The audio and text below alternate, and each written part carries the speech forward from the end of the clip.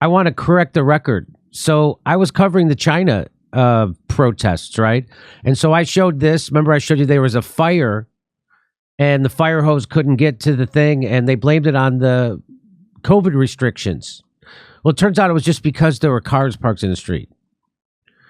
But they're. So remember, I didn't plug it in. Oh, I didn't plug it in. I gotta plug it in. Oh, we didn't even check it. Well, we tried to, but you had problems. Okay.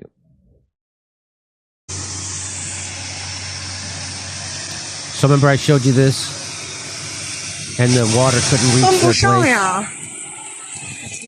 Now you'd think if there were cars actually blocking the road, you'd think a bunch of guys would just go pick them up, and you couldn't pick up a car. Like 5 guys could pick up a car and move it.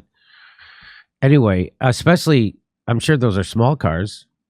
But anyway, so Jackson, is that what you heard about this? As I reported this as this was being blamed on the COVID lockdown policies, but now I'm hearing opposite. What did you hear about this?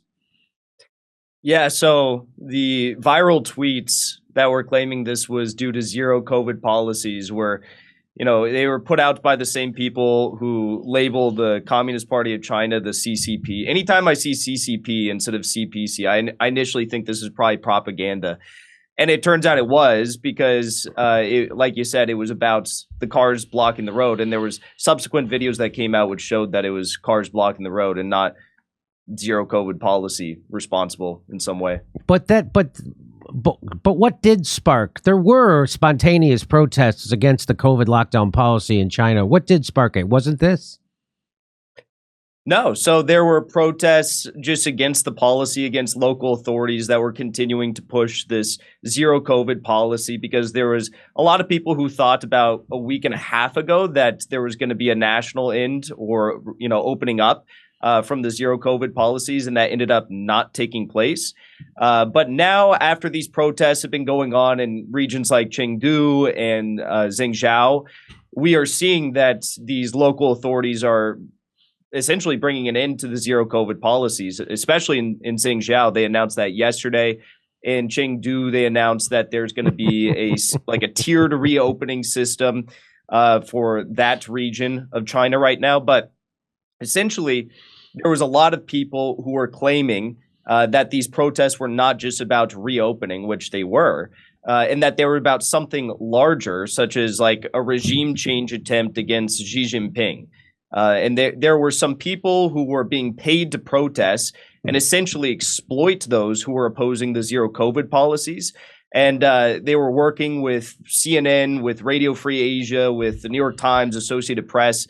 And it was an intelligence coordinated campaign, not too dissimilar to what we saw in the Euromaidan protests in 2014. I'm sorry. Go ahead. When there was a real protests against the Ukrainian government at that point in time, who wanted to not work with the EU. But then the United States intelligence exploited those protesters and eventually caused a full stage coup of the Ukrainian government.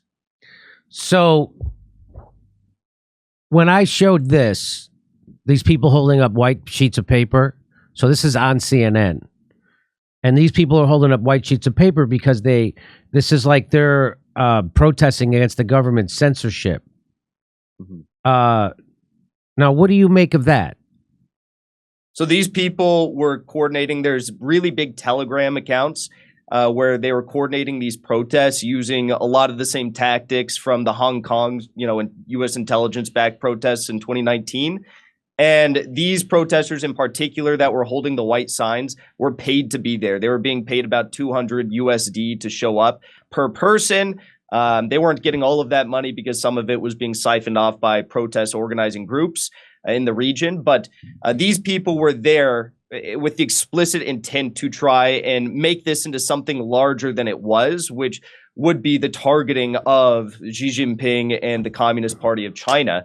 So the Chinese authorities responded to this with the carrot and stick approach. Essentially, they said, well, there is discontent with the zero COVID policy amongst these regions, particularly regions that are in a lot of poverty right now. So what we're going to do is we're going to begin to ease the COVID, lockdown restrictions for those people. And then for the people that are calling and working with foreign sources, foreign media outlets that are funded by the CIA and make up the deep state, people who are pushing for regime change and color revolution, which were very, very, very small in scope, a small amount of people, but their voices were being amplified by the Western press. They're going to deal with them and isolate those people from the individuals who had real grievances with zero COVID policy. So I got that. So I got that cleared up, right? So, and then there's one more thing. So I showed this video, and I said this was part of the COVID protest, but it turns out this was at Foxconn, right? This video here, right? So you've seen that video. That's from is that from Foxconn and when so there were protesters, there were anti-zero COVID lockdown protesters that were breaking down barricades. But these Foxconn protests, which also took place in Zhengzhou, were about something different than zero COVID policies. And these were the biggest protests that we saw and the most violent protests or, aggressive protests we saw in China and in the Zhengzhou region. And these were actually about something completely different. So again, the Western press was trying to make this seem like it was the end of the world for China, and this was all about the zero COVID policies. But in actuality, what this was about was there was a spike in COVID cases at the Foxconn factory in Zhengzhou, which is, again, a really impoverished region. And it's this company, Foxconn, is an exploitative Taiwanese-based company. And they told workers who were going to be hired temporarily due to a shortage of workers during this COVID spike at Foxconn, that they were going to pay them 15,000 RMB, Chinese yuan, per month if they came in on a temporary basis and helped fill the void of the worker shortage. Turns out that Foxconn, being the corrupt company it is, they only paid these workers 10,000 RMB. The workers got mad. I mean, it's a slimy business deal. They told they were going to be paid a certain amount of money, and they weren't. And they protested in spite of that. So that's what actually happened at Foxconn. So that protest wasn't about zero COVID. It was just about a regular labor dispute. And I also heard that they were upset that they weren't locking down harder. Could that possibly be true at Foxconn? They were mad. I mean, so the workers at Foxconn were mad that Foxconn wasn't adhering to the zero COVID policy. So that's why a lot of them left when there was a COVID spike.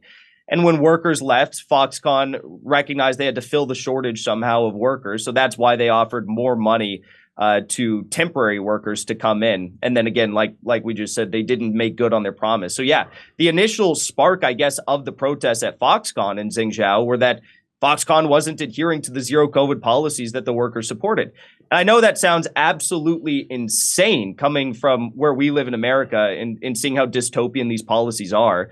But we have to think about it in the scope of the mentality of the Chinese people. I mean, they viewed COVID as a threat unto their sovereignty. It's like, how would America respond if Russia and China were building biological, research lab facilities on our border in Mexico, and they had a military alliance with Mexico, and they deposed the sovereign government of Mexico? The United States probably wouldn't respond very well to that. And that's kind of how China viewed what happened with COVID towards the West.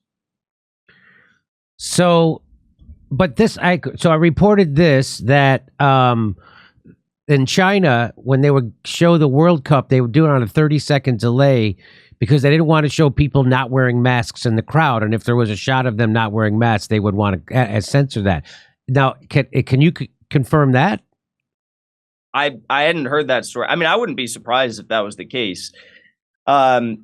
Obviously, there is a lot of censorship in China to try and maintain their sovereignty. And then there's also censorship trying to protect their population from the LGBT stuff that they're trying to force on the youth. But I wouldn't be surprised about that. Again, China and Russia, for that matter as well, the reason why they have such stringent policies on the type of media that's put out is because, like any government that's adversarial to the United States or perceived by the United States to be adversarial, the United States is going to try to wage each and every opportunity that they can to level disinformation and intelligence operations through mass media in their country. So they have to be careful about it and protect their own sovereignty.